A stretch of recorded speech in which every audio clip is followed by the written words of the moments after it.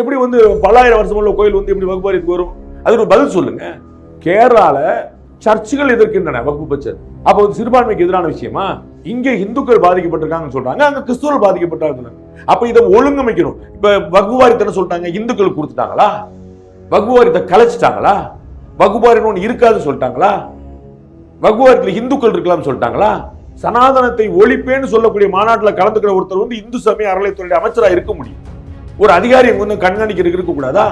Audit பண்றதுக்கு, control பண்றதுக்கு இருக்கக்கூடாதா? அப்ப அதிகாரி கொடுத்துட்டீங்க, மத்தவங்க அது இப்படி என்ன ஒண்ணு புரியவே இல்லையே.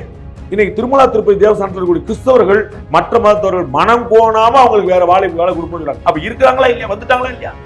அப்படி ஒரு மசூதியில், அப்படி ஒரு சர்ச்சில் செஞ்சிருவீங்களா? கபாலீஸ்வரர் கோயிலை சுத்தி எவ்வளவு கடைகள் இருக்குன்னு பாருங்க, யார் யார்கிட்ட இருக்குன்னு பாருங்க.